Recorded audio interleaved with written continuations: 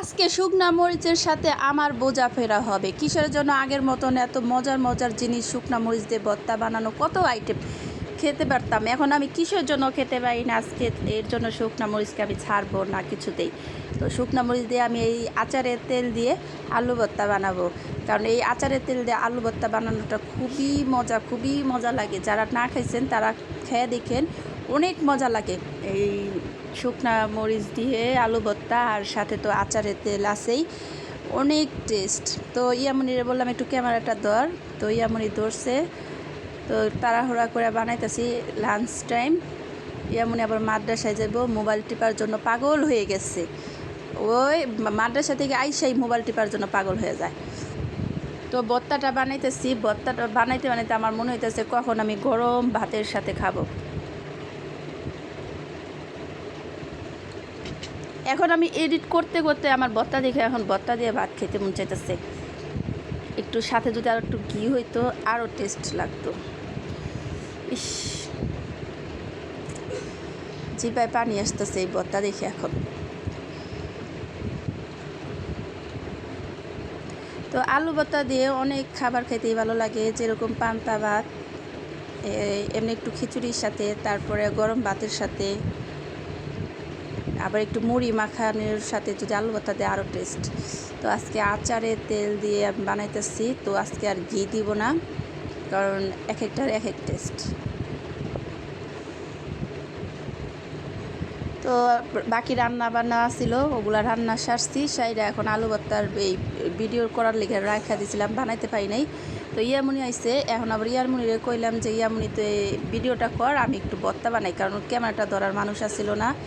তো ইয়ামনি একটু ধরতেছে আর পাগল হয়ে গেছে, মোবাইল দাও মোবাইল দাও মোবাইল দাও, হয় নাই। আমাকে আরেকটু ধর, কত ডিজাইন করার লাগে, তোমার কত কিছু করার লাগে। আমার মেয়ে আমার এইগুলা শোনাইতেছে।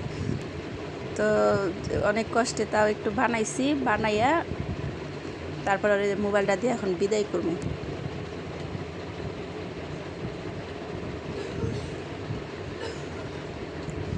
তো এই ভিডিওটা কতদিন ধরে করে রাখছি, এই বয়েস দেওয়ার কারণে ভিডিওটা ছাড়তে পারতেছি না। প্রচুর ভিডিও জমছে, রান্না বান্নার ভিডিও ছাড়তে পারতেছি না। যে এরকম করে হাঁড়ি ঘুরাইতে ভালো লাগে। হ্যাঁ, রে ছোটোবেলার দিনে ফিরে যাইতেছি, এই ভর্তা বানাইতে বানাইতে হাঁড়িটা লড়তেছে। ছোটোবেলার কথা মনে আসতেছে, এই যে আমরা যে জালি দিয়ে খেলতাম, এরকম করে আমরা ভাই বোনেরা বৈশা, এই যে বৃষ্টির দিনে বৈশা এরকম করে জালি দিয়ে খেলতাম। আমার কাছে এরকম করে এখন খেলতে মজা লাগতেছে। মনে আমার সাথে একটু খেলছে। এদিক দিয়ে আবার শুকনা মরিচের বেশি করে শুকনা মরিচ দিয়া নোনা ইলিশ বোনা করতেছি একটু করে, যে নোনা ইলিশটা ভালো নাকি তাই পরীক্ষা করার জন্য 4 পিস নোনা ইলিশ নিছি, নিয়ে ছোট্ট একটা আলু দিছি সাথে। তো এই ভাজাটা আমার কাছে খুবই ভালো লাগে, কিন্তু কাউসারের বাবা আলু দিয়ে খায় না, শুধু পেঁয়াজ দিয়ে খায়। ওনারা একদিন পেঁয়াজ দিয়ে ভেজে দিব। তো আমরা বাসায় যারা আছি তারা খাবো, কিন্তু কাউসারের বাবা অন্য কিছু দিয়ে খাইবো।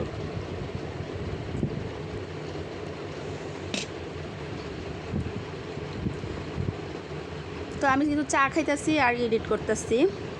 তো এসব খাবার থাকলে আর মাছ মাংসের প্রয়োজন পড়ে না। তো যাদের মাছ মাংস তো পছন্দ, তাদের দিক দিয়ে আর কথাই বললাম না। তো আমি এটা কিন্তু ভাজা করে ফেলবো। তো এই ভুনাটা যখন করছিলাম তখন আমরা সবাই মজা করে খাইছি, শুধু আমার হাজব্যান্ড ছাড়া। ওনার তো এখন অনেক কিছু বাস। এই তো আমার ফাইনালি নোনা ইলিশের কালার। তো এই নোনা ইলিশটা আমার কাছে খুবই টেস্ট লাগছে। তো এই নোনা ইলিশটা আমার মনে হয় চাঁদপুর দেশের ইলিশ, তার জন্য অনেক সুন্দর গ্রান হয়েছে। এদিক দিয়ে আবার আমি চাপা শুটকি বোনা করছিলাম। তো এই চাপা শুটকির বোনার রেসিপিটা যদি কে লাগে তাহলে কমেন্টস করবেন, কারণ এটা অন্যভাবে বোনা করছি। এরকম করে বোনা করলে কিন্তু খুব মজা লাগে, কারণ সাধারণত চাপা শুটকির একটা অন্যরকম অন্য কাজটা গ্রান কয়, কিন্তু ওই গন্ধটা যার জন্য আমার আম্মু শিখে দিছে একটা, ওরকম করে আমি চাপা শুটকি বাগার দিই।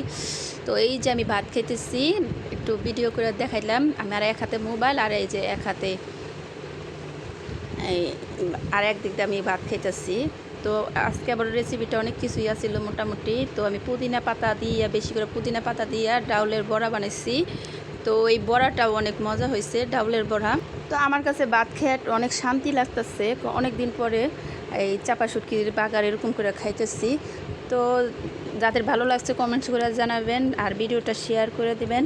তো ভালো থাকবেন, আর ভিডিওর মাধ্যমে কোনো কিছু ভুল হলে কমেন্টস করে জানাই দিন, পরবর্তীতে আমি শ্যুটটা নিব। কারণ আমরা যদি একে অপরে একটু সাহায্য না করি তাহলে আমরা কোনো দিনও ভিডিও করে এগিয়ে যেতে পারবো না। তো ভালো থাকবেন সবাই, আসসালামু আলাইকুম, আল্লাহ হাফেজ।